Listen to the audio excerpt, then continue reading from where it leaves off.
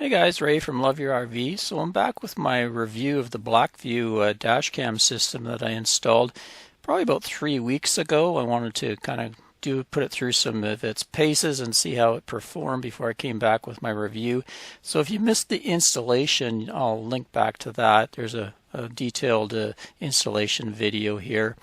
A company called Black Box My Car had contacted me and offered me a dash cam to review. I could have picked pretty well any of the ones they had, but I wanted to do the Blackvue because I had heard pretty good things about Blackvue. I have reviewed the ThinkWare in the past, a couple different models, and was pleased with them, but I wanted to check out the Blackvue.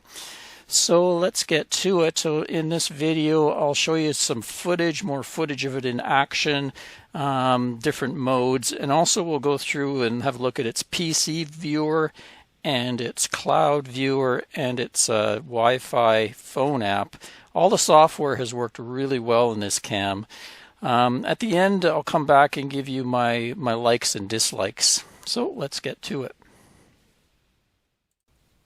First up, I have some comparison between the ThinkWare X800 dashcam that I'm running as well and the Blackvue.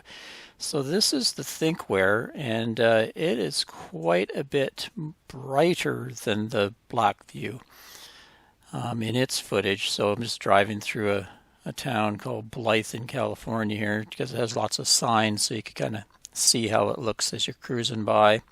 Now we'll switch over to the Blackvue, and you can see how much darker it is. That's one thing I noticed right away, the difference between the two. Yeah, you can change that in post-production. Like I have been able to take this footage. The footage, raw footage, is actually pretty good. It's just seems to be underexposed to me, and there's no adjustment that I can find at all. So let's see the same footage after I've changed it in my editor and just turned up the exposure a bit. And I think that looks very good, actually much better than the ThinkWare. So it's something you'd have to do. Here's some license plates. There's the ThinkWare and there's the Blackvue. License plates are never very good on these cams. And here's some signs. This is the screen grab of the ThinkWare, and then we'll go with the Blackvue. So you can see not a whole lot of difference in signage as between the two I can see. Here's sort of a darker scene with the Blackvue, just so you can kind of see how it performs in low light. And a really overcast, rainy day as I'm pulling into a fuel station, so things can get a little dark and dingy. But, you know, like I say, in post, I could probably go into my editor and brighten that up if I needed to get some footage. And then we'll check out the interior cam. It's just a kind of a black and white camera for night vision, and it doesn't change in the day. It'd be kind of nice if it did show color in the day and kind of this black and whitey looking infrared footage at night. And then here's a parking mode. This is looking out the back window, and it's picked up the motion as I was pulling a propane canister out of my truck. It fired off and started recording as soon as it noticed there was motion behind the truck there.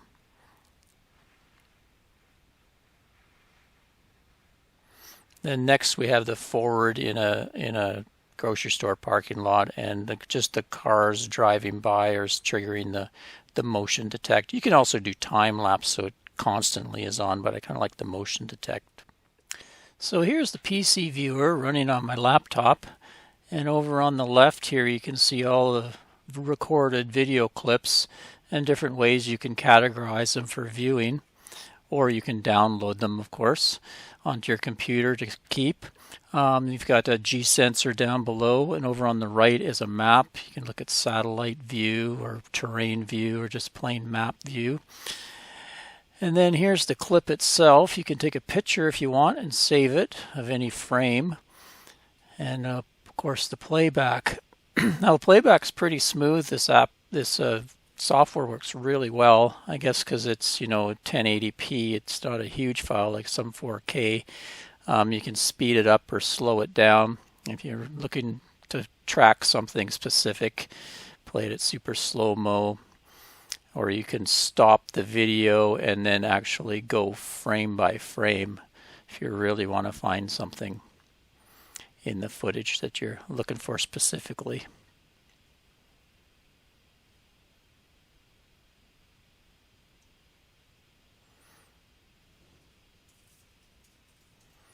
You can see it's nice and smooth playback.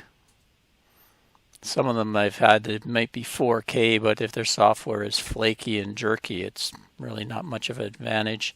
Also in here you can go, this is my favorite place to do all my setups, so I can do it right on my laptop, and you really do take a deep dive into all the settings that they offer.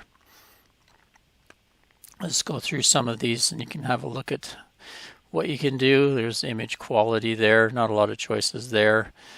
You can do your parking recording, you can have motion or time-lapse recording. Different speeds if you want kilometers or miles per hour.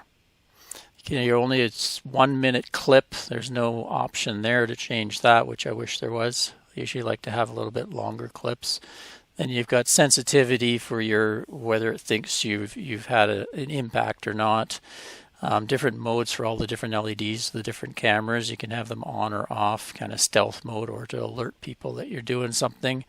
Proximity sense is if you wave your hand over a sensor, you can turn the audio on or off, or do a manual recording, your choice. Also for parking mode, you can adjust the battery so that you don't run down your vehicle battery. It'll just turn off the cam if the vehicle battery gets too low.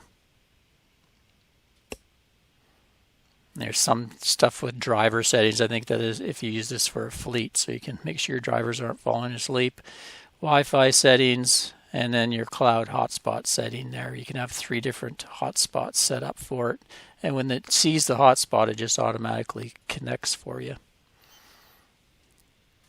So, pretty cool. Let's maybe go and have a look at the cloud. So next, let's look at the cloud feature. That's something that really sets this dashcam apart from the rest. You can connect to it from anywhere in the world just through the internet. You set up a hotspot. Right now I have the dashcam beside my RV and it's connected to our Starlink. So from anywhere in the world I could connect to this and have a look at live view or playback files that are on it. For instance, here I have one set up. I can just click it and it'll play. So there's a bit of a lag sometimes because it's going through the internet, but still it's pretty incredible actually. Got a little map down here, it says G-force sensors, and you can go through all the different things that have been recorded, just like the PC app. A little bit slower, but you know, you can connect anywhere. Or you could have a live view of what's going on. So to just switch here, and this thing's actually sitting outside our camper. Now sometimes it takes a little bit to connect.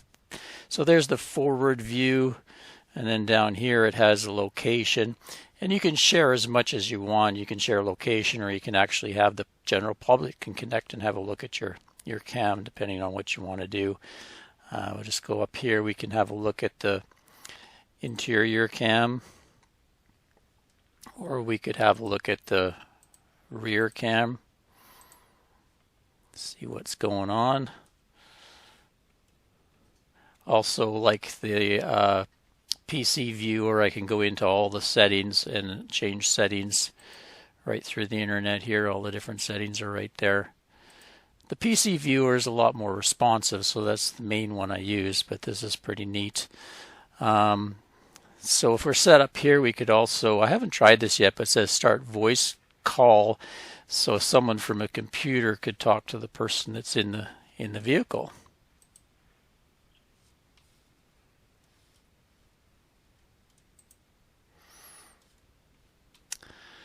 They also, on the map, which is kind of neat, they have, let's go back to the main, there's like my camera, you can have multiple cameras. But on this map, if I zoom out, I can see other cams that are being used right now. You can see here's where I am over here in Arizona, but say we go into LA here and you can see these cams. Sometimes if you find one that's showing, you know, some speed happening, like this is 60 kilometers, so we can go into there. And sometimes you can actually see the person's live view beaming out of their car. It actually looks like a semi-truck. So that's its live view as it's going through LA. So that's kind of fun sometimes to kind of look around and see what people are using their cams for. A lot of times it's for security, or they've left it on and they don't even know they've left it on. But there's a big network all over the US of the Blackvue cams. So they really have done a good job on their cloud service. It's got to be one of the best ones I've ever used.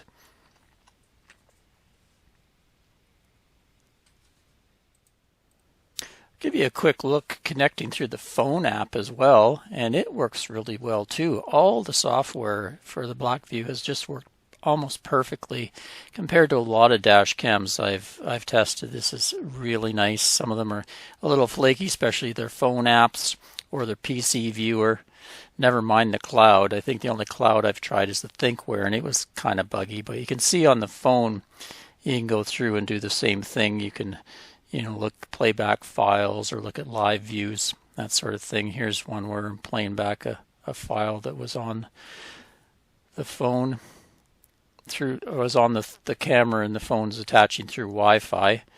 And same thing, you can go in and you can do all the settings through your phone, connecting to the cam through the Wi-Fi.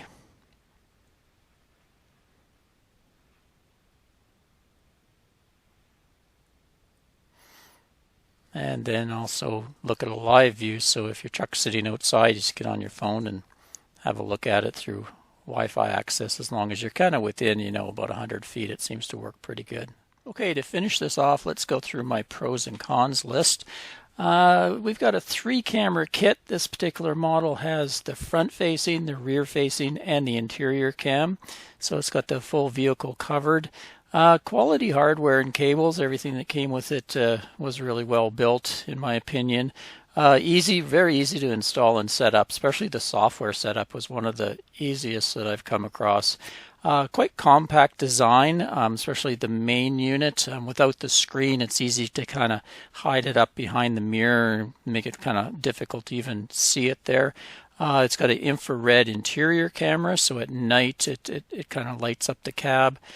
60 frames per second kind of makes a little more fluid video, less blurry, less motion blur in there.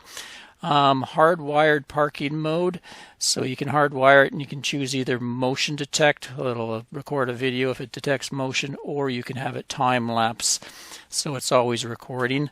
Handles high heat. The cutoff temperature is listed at 80 Celsius or 176 Fahrenheit, so that may be good for people that live in hot climates. The backup battery is a super capacitor. That's probably why this has quite a high heat tolerance, because a lithium battery probably would have less of a high heat tolerance. Free cloud feature, that's a killer feature for me. Optional Blackview hotspot can be connected. You can buy an LTE 4G that plugs right into this system. It's kind of a dedicated data package. The software works really well, the Wi-Fi app, the PC viewer, and the online cloud. I'm very impressed with how slick it is. And it's a well-known brand name. The Blackvue has been around a long time, and it's considered one of the top dash cam systems out there. Cons for this system: maximum resolution is only 1080p HD, and that's on 2 of the cameras. And I think the one interior camera is just plain HD, not full HD. So maybe it's 720p. I'm not sure. Interior camera is black and white, or kind of black and a kind of off weird color all the time. It'd be kind of nice if during the day it was colored, then at night it could turn infrared. It's expensive, you know, it's going for over $400 up to $500, so it's not a cheap system by any means. And the footage seems very dark and underexposed to me. I showed I can correct that in a video editor, but I think, it would be nice if the camera actually had an adjustment to set the brightness, contrast, and exposure and color. Can't find that anywhere in the settings, so I don't think it has it. Well, there you go, guys. That's my review of the Blackvue dash cam 3-channel system here. Thanks to Blackbox My Car for sending me a free sample so I could do the review for you. Quite impressed with it. It's got a lot of cool features, so I'm going to keep using it in my truck on this snowbird trip. So you may actually see some more footage out of it, as I like to grab footage from this the dash cam so I can put them into my travel videos even. Till next time, Ray from loveyourrv.com. Any questions, just leave them in the comments. Cheers, guys.